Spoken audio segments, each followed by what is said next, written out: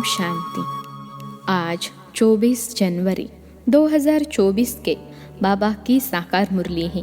मुरली के महावाक्य हैं, मीठे बच्चे आत्म अभिमानी बनने की प्रैक्टिस करो तो विकारी ख्यालात उड़ जाएंगे, बाप की याद रहेगी, आत्मा सतो प्रधान बन जाएगी। प्रश्न है, मनुष्यों को दुनिया में किस रास्ते का बिल्कुल ही पता नहीं है।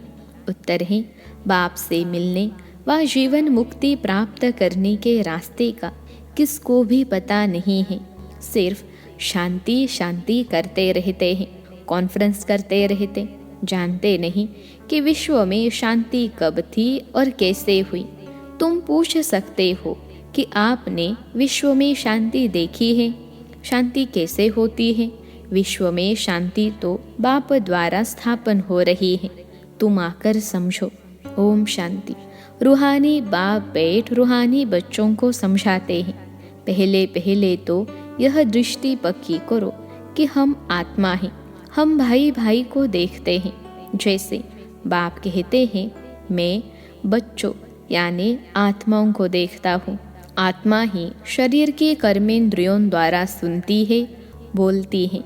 आत्मा का तख्त है भ्रकुटी, तो बाप आत्माओं को देखते हैं। यह भाई भी अपने भाइयों को देखते हैं, तुमको भी भाइयों को देखना है। पहले यह दृष्टि पक्की चाहिए, फिर क्रिमिनल ख्यालात बंद हो जाएंगे, यह आदत पड़ जाएगी। आत्मा ही सुनती है, आत्मा ही चुरपुर करती है। यह दृष्टि पक्की होने से और ख्याल सब उड़ जाएंगे। यह है नंबर 1 सब्जेक्ट। इसमें दैवी गुण भी ऑटोमेटिकली धारण होते रहेंगे। कर्मेंद्रियां चलायमान देह अभिमान में आने से ही होती हैं। देही अभिमानी बनने की बहुत कोशिश करो तो तुम्हारे में ताकत आएगी। सर्वशक्तिमान बाप की ताकत से ही आत्मा सतो प्रधान बनती है। बाप तो है ही सतो प्रधान। तो पहले पहले यह दृष्टि पक्की हो, तब समझे कि हम आत्म अभिमानी हैं। आत्म अभिमानी और देह अभिमानी में रात दिन का फर्क है। हम आत्माओं को अब वापिस घर जाना है। आत्म अभिमानी बनने से ही हम पवित्र सतो प्रधान बनेंगे। यह प्रैक्टिस करने से विकारी ख्यालात उड़ जाएंगे।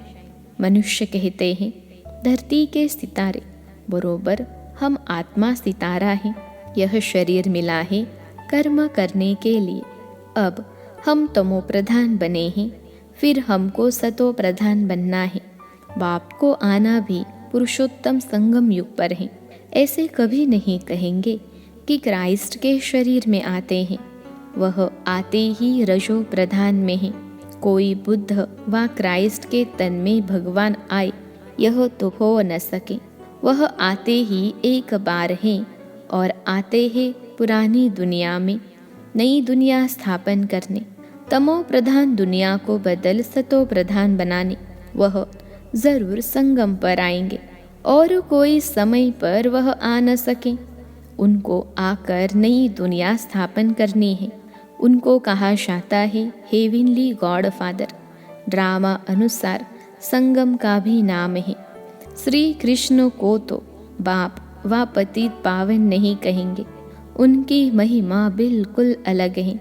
बाबा समझाते रहते हैं, पहले पहले कोई को एम ऑब्जेक्ट समझाओ।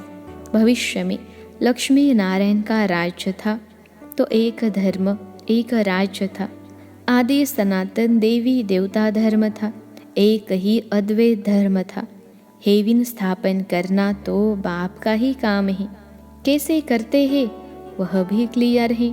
संगम पर ही बाप आकर समझाते हैं कि देह के सब धर्म छोड़ अपने को आत्मा समझो। लक्ष्मी नारायण के चित्र पर ही सारी समझानी देनी है।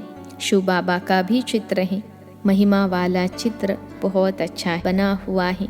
यह है ही नरसे नारायण बनने की सत्य कथा।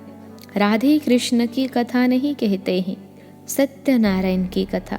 तुमको नर से नारायण बनाते हैं। पहले तो छोटा बच्चा होगा, छोटे बच्चे को नर नहीं कहा जाता है। नर नारायण, नारी लक्ष्मी कहा जाता है। तुम बच्चों को इस चित्र पर ही समझाना है। सन्यासी तो आदि सनातन देवी देवता धर्म की स्थापना कर न सके। शंकराचार्य तो आते ही हैं रजो प्रधान के समय, वह राजयोग सिखा न सके। बाप आते हैं संगम पर, कहते हैं बहुत जन्मों के अंत के भी अंत में मैं प्रवेश करता हूँ। ऊपर त्रिमूर्ति भी है, ब्रह्मा योग में बैठा है। शंकर की तो बात ही अलग है, बैल पर सवारी हो न सके। बाप को तो यहाँ आकर समझाना है, विनाश भी यहाँ ही होता है। लोग कहते हैं विश्व में शांति हो, वह तो होने वाली है, तब बुद्धि में आता है। चित्रों पर तुम अच्छी तरह समझा सकते हो। जो शिव की व देवताओं की भक्ति करते हैं उनको समझाना है, वह झट मानेंगे।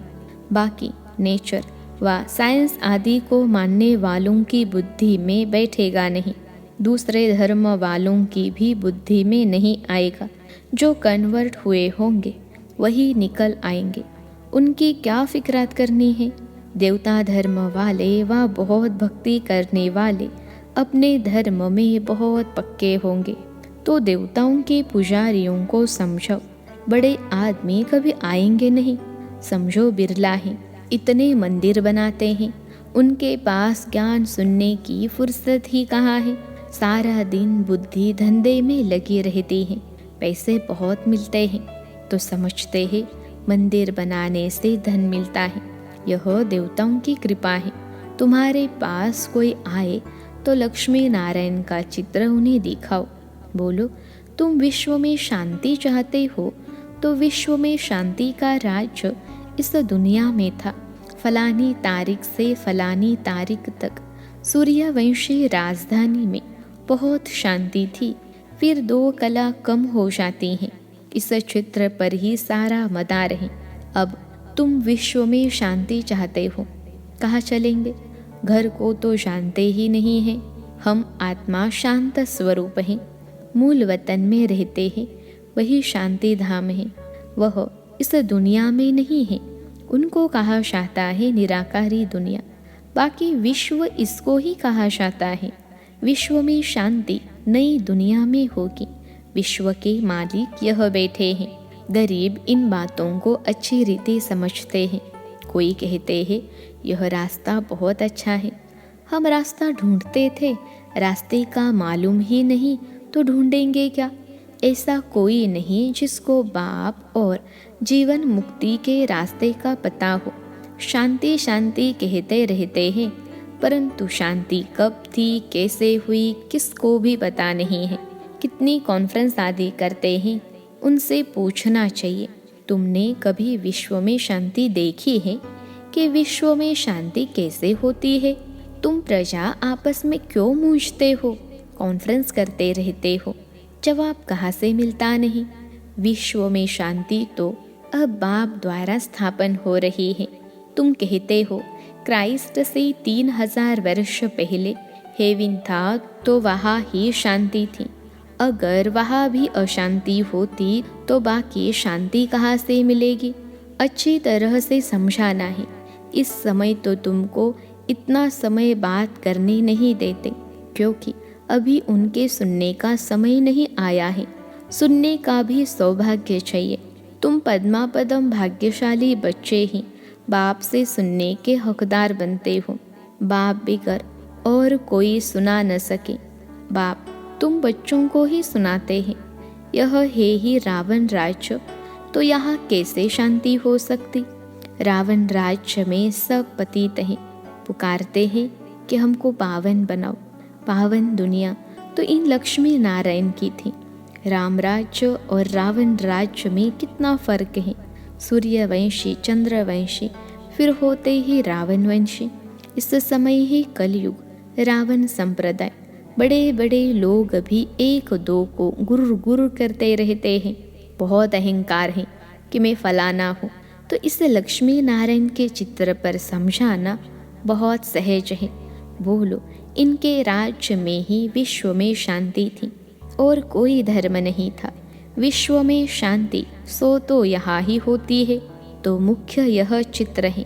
बाकी ढेर चित्रों पर समझाने से मनुष्यों के ख्यालात और तरफ चले जाते हैं।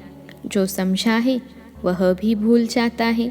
तब कहा जाता है टू मैनी कुक्स, बहुत चित्र होते हैं और हंसी कुड़ी के मॉडल अथवा डायलॉग आदि होते हैं तो मूल बात बुद्धि से निकल जाती हैं।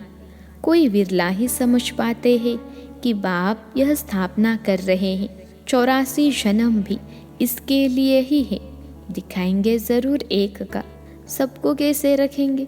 शास्त्रों में भी एक अर्जुन का नाम रखा है ना। स्कूल में मास्टर एक को थोड़े ही पढ़ाएंगे, यह भी स्कूल है। यह तुम्हारे बैच भी बहुत काम कर सकते हैं। यह सबसे अच्छा है। पहले शिव बाबा के चित्र के सामने लाना चाहिए और फिर लक्ष्मी नारायण के चित्र के आगे। तुम शांति मांगते हो, वह कल्प कल्प बाप द्वारा ही स्थापन होती है।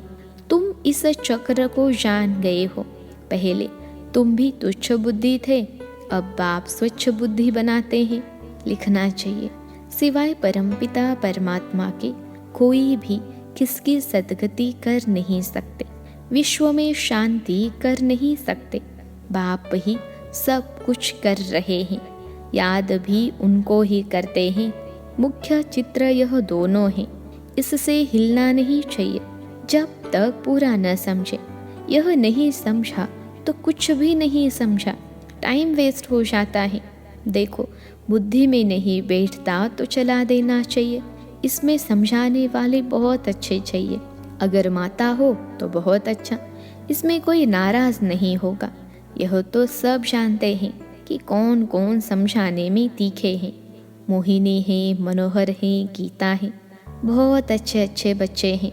तो पहले लक्ष्मी नारायण के चित्र पर एकदम पक्का कराना चाहिए। बोलो, इन बातों को अच्छी रीति समझो, तब शांति की दुनिया में जा सकेंगे। मुक्ति जीवन मुक्ति दोनों ही मिल जाएगी। मुक्ति में तो सब जाएंगे, फिर आएंगे नंबरवार पार्ट बजाने। समझाना भी भपके से है। नंबर 1 यह चित्र है। विश्व में शांति के मालिक यही थे। यह बातें समझदार की बुद्धि में बैठती हैं। भल अच्छा अच्छा कहते हैं, पाँव में गिरते हैं, परंतु बाप को थोड़े ही जाना, उनको भी माया छोड़ती नहीं है। बाप जो इतना ऊंचा बनाते हैं, उनको तो कितना याद करना चाहिए। इसलिए बाप कहते हैं, मुझे याद करो तो तुम्हारे पाप कट जाएंगे, सतो प्रधान बन जाएंगे। यहाँ अंदर आने से खुशी में रोमांच खड़े हो जाने चाहिए। मैं यह बनता हूँ, मैं अंदर यानी हिस्ट्री हॉल में आता हूँ और इन लक्ष्मी नारायण को देखता हूँ। सामने लक्ष्मी नारायण की ट्रांसलेट रखी है, इन्हें देखकर बड़ा खुश होता हूँ।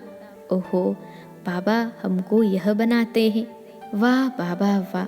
लौकिक घर में किसका बाप बड़े मर्तबे पर होता है तो बच्चों को खुशी होती है, मेरा बाप वजीर है।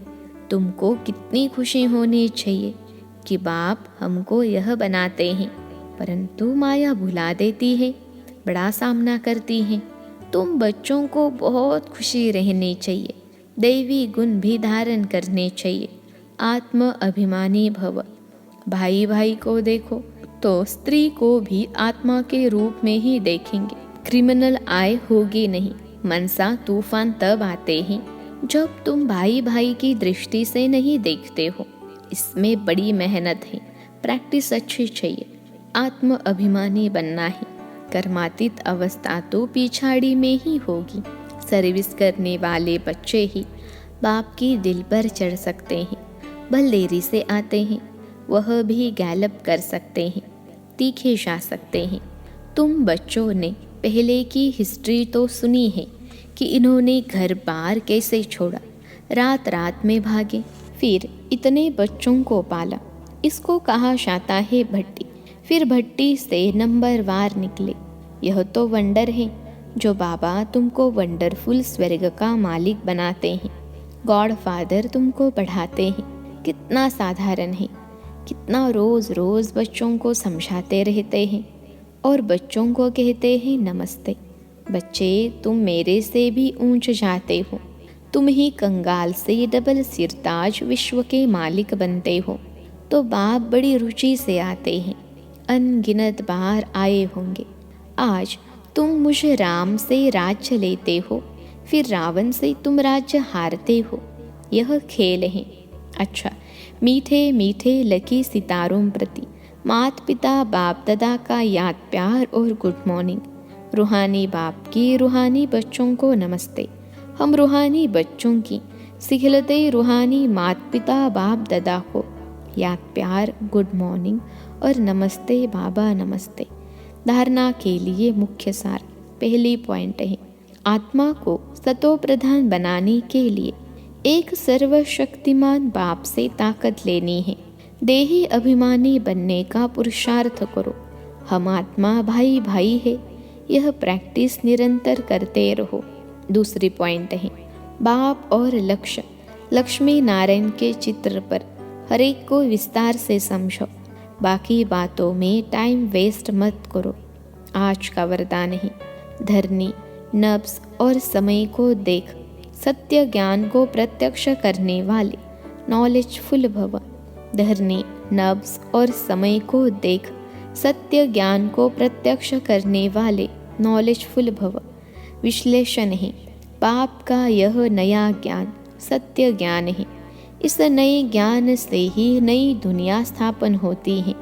यह अथॉरिटी और नशा स्वरूप में इमर्ज हो, लेकिन इसका अर्थ यह नहीं कि आते ही किसी को नए ज्ञान की नई बातें सुनाकर मुझा दो। धरनी नब्ज और समय सब देख करके ज्ञान देना, यह नॉलेजफुल की निशानी है।